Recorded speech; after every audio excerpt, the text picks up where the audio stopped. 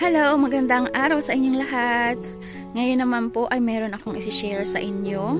Ito ay ang aking tanim na gabi o kaya ay yung taro.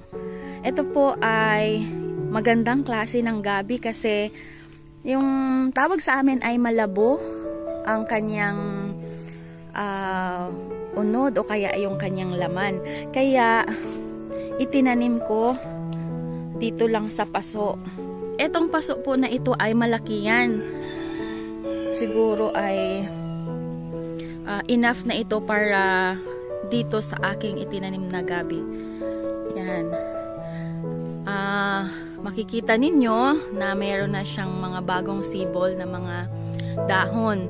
Ito ay aking itinanim siguro mga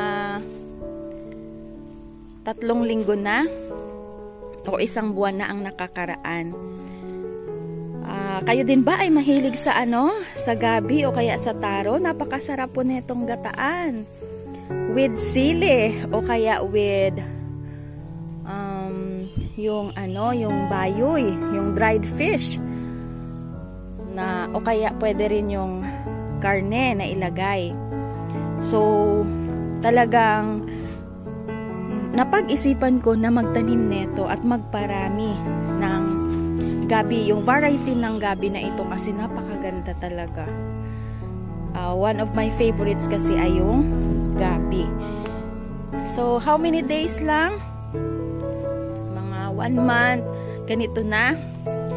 Tapos makakagulay ka na yan. Yung iba ito, yung kanyang usbod yung tawag sa amin. Kaya yung bagong sibol na mga dahon, kasama pala yung takway. Pwedeng gawing ulam. So maraming purpose ang pagtatanim ng gabi. Pwedeng maging ulam, pwede ring sa sinigang, kung yung sa takway, pwede rin yung kanyang unod o kaya yung kanyang laman gawing minatamis, 'di ba? So, ayun lang po ang aking i-share sa inyo.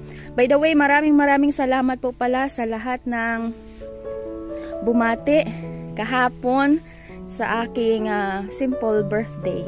Ayun, maraming salamat po. God bless everyone. Bye-bye!